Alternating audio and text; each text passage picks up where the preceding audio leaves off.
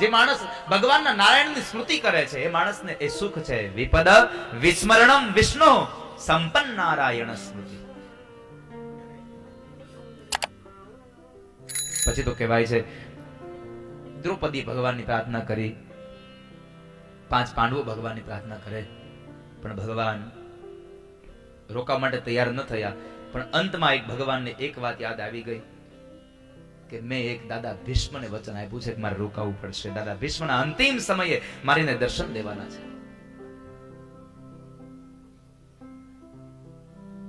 આ વચન ક્યારે આપ્યું? તો કહેવાય છે કે જ્યારે દુર્યોધને દાદા ભીષ્મને મેણું માર્યું. દાદા તમે મારા યુદ્ધ મારા પક્ષમાંથી લડો છો, પણ તમે હિત પાંડવોનું ઈચ્છો છો. દાદા કહે છે એવું કઈ છે નહીં અર્જુન, દુર્યોધન તું માને છે, બાકી ખરેખર એવું કઈ છે નહીં. પણ દુર્યોધન ન માન્યો એટલે દાદા ભીષ્મ કહે છે કે હવે મારે પ્રમાણ શું આપવું? તો કહે છે કે કામ કર, તને ભરોસો આવે એટલા માટે થઈને આજ રાત્રિના સમયે જ્યારે હું ભજન કરવા બેસું ત્યારે તારી પત્ની ભાનુમતીને તું મોકલજે. હું એને અખંડ સૌભાગ્યવતી ભવના આશીર્વાદ આપી દઉં અને પછી કાલ તારા પક્ષમાંથી યુદ્ધ કરું તો તને ભરોસો આવશે ને કે હું તારા પક્ષમાં લડું છું? હા દાદા, તો મને ભરોસો આવે. રાતનો સમય થયો, દાદા ભીષ્મ બરાબર ભગવાનના ભજનમાં બેઠા અને આ દુનિયાનો સૌથી મોટામાં મોટો રાજકારણી માણસ કોણ? કૃષ્ણ. સૌથી મોટો રાજકારણી. ભાનુમતી હજી ભગવાન પાસે જાય ને તે પેલા દ્રૌપદી પાસે પહોંચી ગયા. ઉભા થાવ. દ્રૌપદી કીધું પણ અત્યારે? હા, અત્યારે જ જવાનું છે. જો મોડું થયું તો બધું પૂરું થઈ જાય. ભીષ્મના મોઢામાંથી એકવાર શબ્દ મળી ગયો ભાનુમતીને કે અખંડ સૌભાગ્યવતી ભવ, એટલે કૃષ્ણ કહે છે હું પણ પછી અહીંયા દુર્યોધનનું કઈ ન બગાડીશું, કૌરવોનું હું ન બગાડીશું. આટલો વિદ્વાન માણસ, આટલો ભગવાનનો ભક્તિ વાળો માણસ. અરે ભગવાન નોકર બની અને પેલી દ્રૌપદીને લઈને હારે ગયા હતા અને ભગવાન જ્યારે દ્રૌપદીને સાથે લઈને ગયા, દ્રૌપદીને આશીર્વાદ મળ્યા અખંડ સૌભાગ્યવતી ભવના. દ્રૌપદી કહે છે કે દાદા હવે કાલ સવારે પાંડવની સામે, અર્જુનની સામે કદાચ ભીષ્મ નહીં કોઈ પણ યોદ્ધા આવે, મને અર્જુનના પ્રાણની હવે સંકટ નથી, કારણ કે મારા બાપના આશીર્વાદ મારા માથા ઉપર છે. હવે કાળ પણ અર્જુનનું કંઈ ન બગાડી શકે. દ્રૌપદીનો અવાજ સાંભળ્યો ને તો દાદા ભીષ્મની આંખો ખુલી ગઈ અને જોવે તે દ્રૌપદી તું અહીંયા? હા દાદા હું. દાદા ભીષ્મ સમજી ગયા કે આ દ્રૌપદી અહીંયા આવી છે પણ એને લાવ્યું છે કોઈક બીજું, આમાં કોઈક બીજું જ રમે છે, કઈક આમાં રમત કોઈક બીજો રમે છે. તને કોણ લાવ્યું? કોની હારે આવી? મારા દ્વારપાળ સાથે. ક્યાં છે તારો દ્વારપાળ? એ દરવાજે ઉભો. દાદા ભીષ્મ વિચાર કરે આજ ઓલો કયુંનો દ્વારપાળમાં કેમ દેખાય છે મને? આંખું બંધ કરું દ્વારપાળના વેશમાં દેખાય. જ્યાં બહાર આવ્યા તો ભગવાને એક હાથમાં ફાનસ પકડ્યું છે, એક હાથમાં લાકડી છે, કાળી કામળી ઓઢી છે, માથા ઉપર પન્યું બાંધ્યું છે. દાદા ભીષ્મ આમ અંધારામાં જોવે છે. દ્રૌપદી આને મેં ક્યાંક જોયો એવું લાગે છે. ભગવાન વધારે નીચે જોઈ ગયા, ઓળખી ન જાય. અને આ દુનિયામાં બધાને બે જ વસ્તુ હોય છે સાહેબ. પહેલી વાત એ હોય છે કે મને બધા ઓળખે, મને બધા ઓળખે, મને બધા ઓળખે. ઓળખવાની વાહે વાહે બીજો ડર હોય છે કે મને કોઈ ઓળખી ન જાય. આ બધાને ડર હોય છે, મને કોઈ ઓળખી ન જાય. એક જિજ્ઞાસા હોય કે મને ઓળખે અને એક ડર હોય કે મને ઓળખી ન જાય. અને એ સમયે દાદા ભીષ્મ ભગવાનને ઓળખી ગયા અને દાદા ભીષ્મ એમ કહ્યું પ્રભુ તમે મારી સાથે તમે મને છેતરી ગયા છો, મારી ભક્તિનું આ પ્રમાણ? ભગવાન કહે છે દાદા મેં કોઈ કપટ નથી કર્યું, ધર્મના પક્ષમાં રહીને મેં આ નિર્ણય લીધો છે. તમારી સાથે કોઈ કપટ નથી થયું અને તમારી પૂજાથી હું ખૂબ રાજી છું. માગી લો, શું જોઈએ તમારે? તમે જે માગો એ આપું. હવે તમે મને એક વાતનો જવાબ આપો, તમને ભગવાન આવીને એમ કે તમે માગો શું જોઈએ છે? કાલ સવારે તમારે 2 લાખ રૂપિયાની લોટરીની ટિકિટ ખુલવાની હોય, ભગવાનના આમ ભગવાનની સાક્ષી કેજો તમે શું માગો?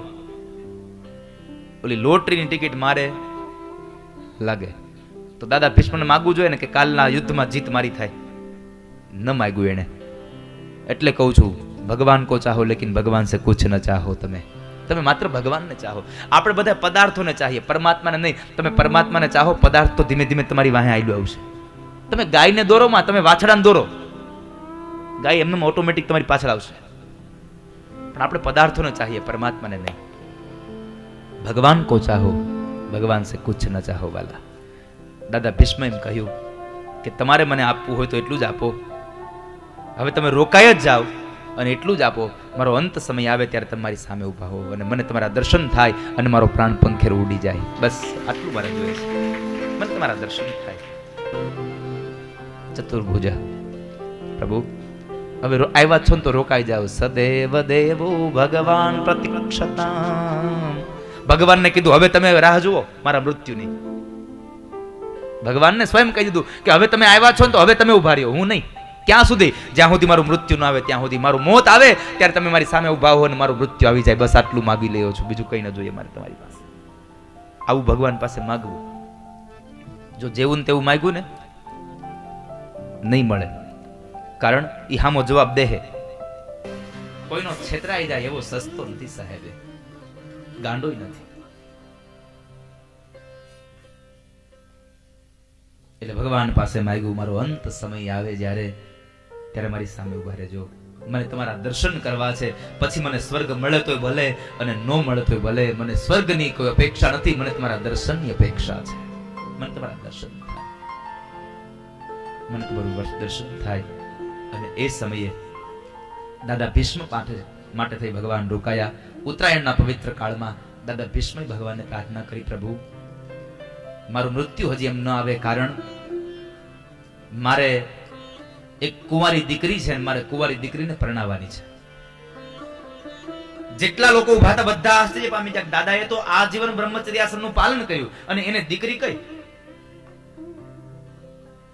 દાદા ભીષ્મે કહ્યું, મારી દીકરી સાંભળો કઈ.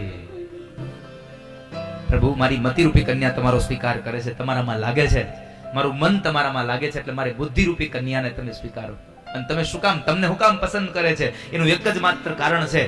મારી મતિરૂપી કન્યા એટલા માટે તમને પસંદ કરે છે, તમે ત્રિભુવન કમન છો. ત્રિભુવન કમનમ તમાલ વર્ણમ. નથી તમે રૂપાળા, નથી કાળા, તમે તમાલ પત્ર જેવા છો. એટલે કોઈની નજરે ન લાગે અને કોઈની આંખમાં ચડોય નહીં, એવા છો તમે. એટલે મારું મન તમને પસંદ કરે છે. અને દાદા ભીષ્મની એ સ્તુતિ, એક શબ્દ દાદા ભીષ્મને બહુ, ભગવાનને બહુ ગમ્યો છે અને મને એટલા માટે ગમે છે. ભીષ્મએ એમ કહ્યું કે તમને એટલા માટે મારી બુદ્ધિરૂપી કન્યા પસંદ કરે છે કે તમે કહી આગરા પતિ છો એટલે. અને આ દુનિયાની બધી સ્ત્રીઓને એક જ ઈચ્છા હોય, મને પતિ મળે, હું કહું એવો, હું કહું એમ કરે. હું એમ કહું કે તમે સાંજે ચા લેતા આવજો, લેતો આવે, આવો પતિ મળે. પણ અહીંયા એક વાત એમ કહી છે, પ્રભુ તમે કહી આગરા છો ને એટલે મારી બુદ્ધિ તમને પસંદ કરે છે. અને તમે શું કહ્યું, તમે ક્યાં કોનું કયું કર્યું? તો કહે છે કે જ્યારે અર્જુને કુરુક્ષેત્રના મેદાનમાં તમને આજ્ઞા કરી હતી, તમને પ્રાર્થના નહોતી કરી કે પ્રભુ તમે બે પક્ષની વચ્ચે થઈને મારો રથ લઈ જાવ ને? તમને પ્રાર્થના નહોતી કરી, તમને આજ્ઞા કરી હતી કે હે કૃષ્ણ તમે મારો રથ બે સેનાઓની મધ્યમાં લઈ જાઓ. અને ત્યારે અર્જુનની તમે આ આજ્ઞાનું પાલન કર્યું હતું ને એટલે મારી બુદ્ધિ તમને પસંદ કરે છે, તમે કહી આજ્ઞાપતિ છો. બહુ અદભુત ચરિત્ર બતાવ્યું છે અહીંયા, અદભુત સ્તુતિ બતાવી છે. અને છેલ્લી વાત એ કહી, પ્રભુ તમને એટલા માટે મારી મતિ વરે છે કે તમે તમારા ભક્તોની લાજ રાખવા વાળા છો. મારી પ્રતિજ્ઞા હતી કે જો કૃષ્ણના હાથમાં હું જો હથિયાર ન લેવડાવું તો હું શાંતનું સૂત ના કહાવું. લાજત હે મેરી ગંગા મૈયા, મેં શાંતનું સૂત ના કહાવું. તમે એમ કહ્યું હતું કે હું હાથમાં હથિયાર ધારણ ન કરું અને છતાં તમે આ યુદ્ધને જીતી જાવ, તો અમે ક્ષત્રિય શું કામના? વગર હથિયારનો માણસ આવીને અમને જીતી જાય તો?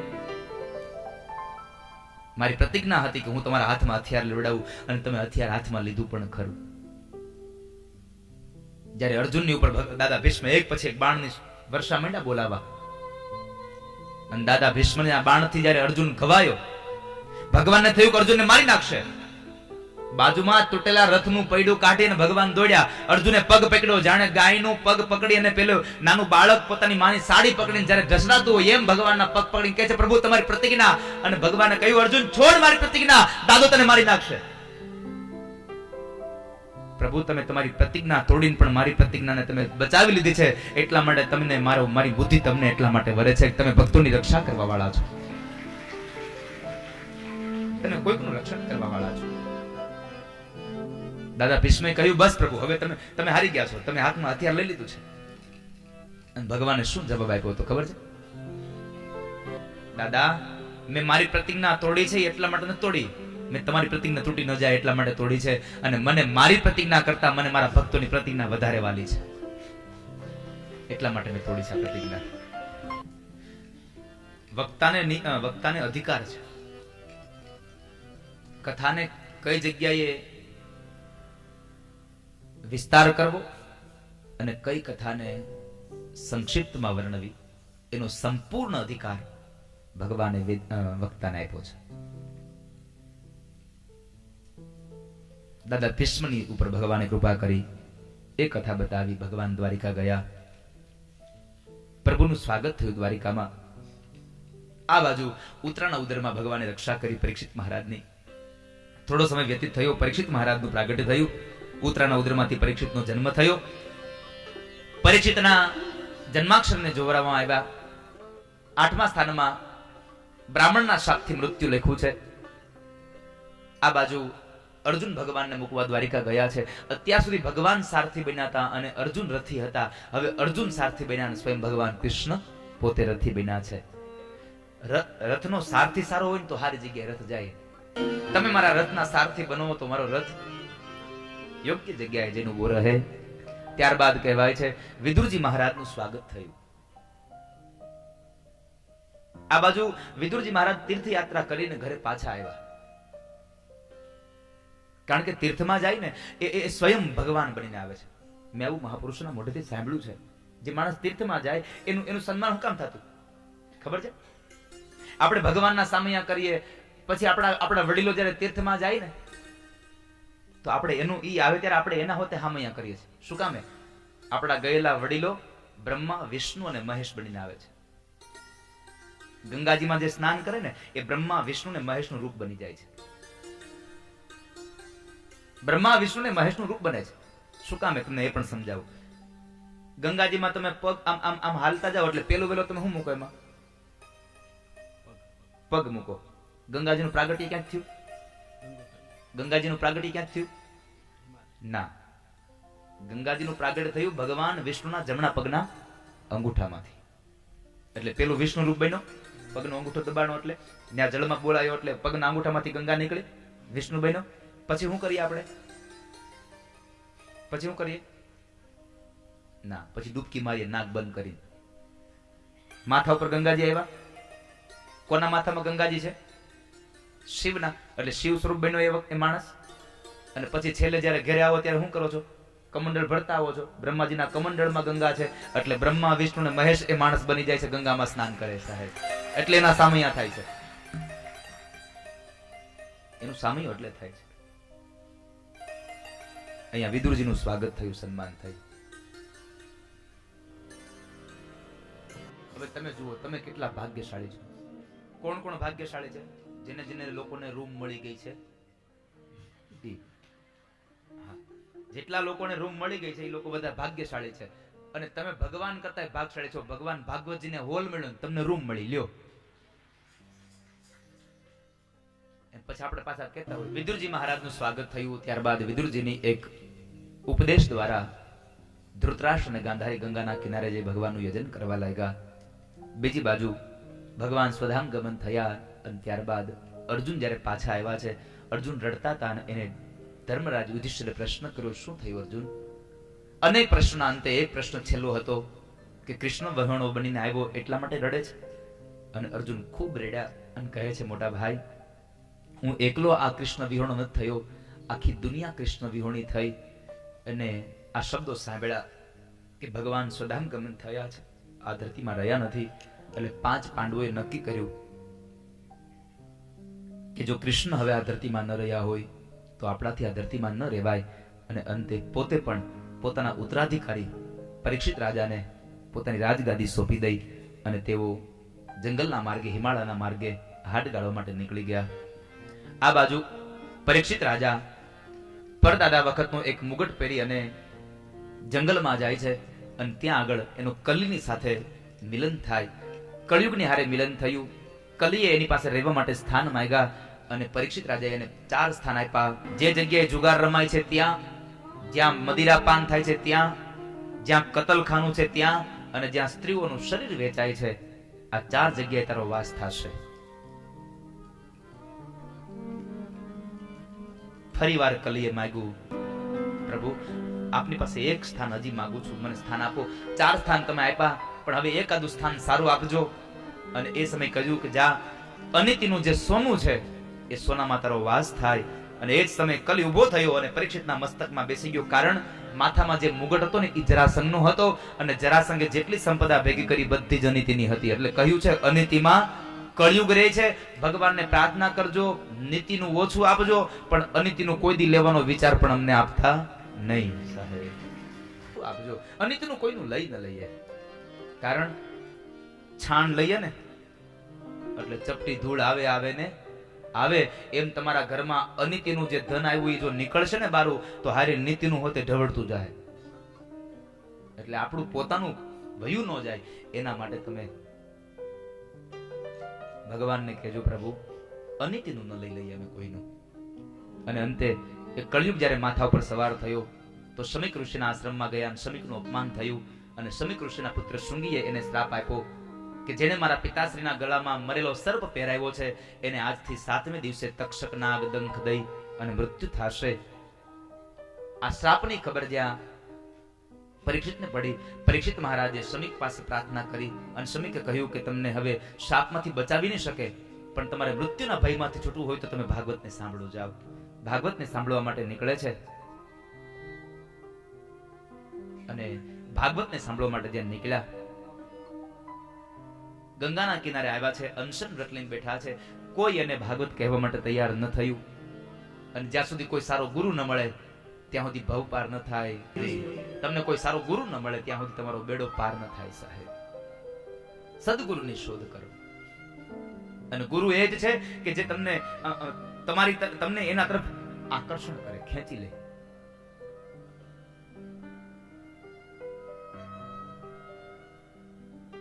પદ્મનાભ નામનો એક નાનું બાળક ગંગાજીના કિનારે ઉભો છે. સામે કિનારે આદિ શંકરાચાર્ય મહારાજ બેઠા છે પદ્માસનને વાળીને. અને આ બાળકને પેલા ગુરુદેવમાં નજર ગઈ અને મન ખેંચાયું. હવે જાવું કેમ? રહી ન શકાણું, કારણ કે ગુરુનું આકર્ષણ હોય સાહેબ. એટલું આકર્ષણ થયું બાળકને ક્યાં જવું જ છે. અને કોઈ પણ જાતની ચિંતા કર્યા વગર, ભય રાખ્યા વગર ગંગાજીમાં ચાલવા માટે પોતાનું મન અડગ કર્યું. અને જ્યાં મન અડગ થયું સામે ગુરુ પાસે જવા માટે, અને બાળક ચાલતો થયો ને, તો એવું મહાપુરુષો લખે છે કે ગંગાજીમાંથી કમળ ઉત્પન્ન થયા અને એ કમળ ઉપર પગ દેતો દેતો એ બાળક સામે પહોંચી ગયો. એટલે એનું નામ પડ્યું છે પદ્મનાભ. ગુરુની પાસે આકર્ષણ થાય છે. પદ્મનાભ નામનો એ બાળક શંકરાચાર્ય મહારાજ પાસે પહોંચે છે. તો સુખદેવજી મહારાજ પરીક્ષિત રાજાને કથા કહેવા માટે આવે છે અને એને લઈને આવ્યા છે દેવર્ષિ નારદ. કોઈ જ્યારે ગુરુ બનવા તૈયાર ન થયું ત્યારે દેવર્ષિ નારદે સુખદેવજી મહારાજને લઈ આવ્યા અને ત્યાં આગળ લાવીને ઉભા રાખ્યા છે અવધૂતના વેશમાં, બાળકના રૂપમાં. કારણ કે 16 વર્ષની ઉંમર. પેલું ભાગવત સંભળાયું ત્યારે એવું અહીંયા એવું કહ્યું છે, તત્ર અભવત ઈ પ્રગટ થયા છે. તત્ર અભવત પ્રગટ થયા. અને એ સુખદેવજી મહારાજને રાજા પરીક્ષિતે પેલો પ્રશ્ન કર્યો, બાપજી બહુ સુંદર પ્રશ્ન કર્યો. બાપજી, જેનું મૃત્યુ નજીક આવ્યું હોય એને શું કરવું જોઈએ? જેનો કાળ નજીક હોય એને શું કરવું? અને સુખદેવજી મહારાજ એનો પ્રશ્નનો જવાબ આપતા પ્રથમ સ્કંદ વિરામ થયો અને બીજા સ્કંદમાં પ્રવેશ કર્યો. અને બીજા સ્કંદમાં કહે છે કે રાજા, તારો પ્રશ્ન બહુ શ્રેષ્ઠ છે. તારો પ્રશ્ન બહુ શ્રેષ્ઠ છે. હું તારા પ્રશ્નનો જવાબ આપું, સાંભળ. બહુ સુંદર વાત અહીંયા બતાવી છે. જન્મલાભ પરહ પુંસામ અંતે નારાયણ સ્મૃતિ. તમને જન્મ મળ્યો એ લાભ છે તમારો, ગમે તે કરો, પણ અંત સમયમાં તમે ગોવિંદને યાદ કરો.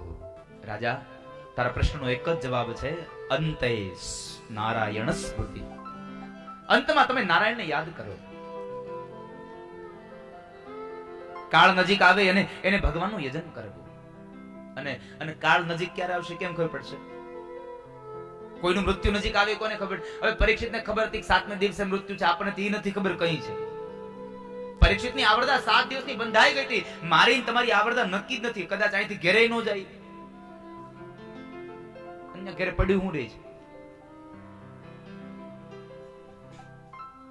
ઘણી વખત આપણે થાકી નથી કહેતા, હવે તો આવતું નથી, આવે તો ઘણી ખબર પડે. ઓલા માજી 70 વર્ષની ઉંમરે ગામમાં છાણ લેવા નીકળ્યા અને કોઈ ટોપલો ચડાવવા વાળું ન મળ્યું તો બિચારા રાડે રાડ થયા. હવે આને કરતા તો મોત આવે તો સારું. અને મોત આવ્યું, હા મેં ઉભું રહી ગયું, લ્યો માજી હું આવ્યો, હાલો. માજીને તો હાથની જીભ નીકળી ગઈ, એટલે આ તો આવ્યું હોતે. પણ માજી ગામડાના હતા. માજી કીધું ભલે આવ્યું, હાલો આ ટોપલો ચડાવતા જાવ. એની પાસે ટોપલો ચડાવ્યો, લ્યો. અંતે નારાયણ સ્મૃતિ. તમે અંતમાં નારાયણની સ્મૃતિ રાખો બાપ. કારણ ક્યારે જતા રહેવાના કોને ખબર, ક્યારે વયા જશો કોને ખબર. આ દુનિયામાં આપણે જેને કહીએ છીએ આપણા બધા છે, આ મારા છે, મારા છે, કોઈ. આ ધરતી પર રહેનારો માણસ પણ, જળમાં રહેનારો માણસ પણ, આકાશમાં ઉડનારો માણસ પણ એક ના એક સમયે જતો રહેવાનો, જતો રહેવાનો ને જતો રહેવાનો. એમાં કોઈ સંશય નથી. આ દુનિયામાં બધું જ છે પણ માત્ર સ્વાર્થ ભરેલું. આ દુનિયામાં બધા પ્રેમ કરે છે પણ ક્યાં સુધી સ્વાર્થ હોય ત્યાં સુધી. સ્વાર્થ પતી ગયો એટલે કોણ હું ને કોણ તું, પૂરું થઈ ગયું. બધા પોતપોતાના માર્ગે. અહીંયા આપણે ભેગા મળ્યા છીએ, આજ કથા છે એટલે 7 દી બધા યાદ રાખશું, પછી આપણે બધા એકબીજાને આપણે રૂમમાં હશે અને કેટલા દી યાદ રહે? 5-15 દી, પછી ભૂલી જવાના. પણ એક વાત યાદ રાખજો, આ ભૂલવા માટેનો પ્રસંગ નથી, આ જિંદગીભર યાદ રાખવા માટેનો પ્રસંગ છે. અહીંયાથી કંઈક એવું કરીને જઈએ કે આપણી જિંદગીભર આપણને સ્મૃતિ રહે કે અહીંયા કોઈક મને મળ્યું હતું સાહેબ, इस घाट पे कोई मुझे मिल गया.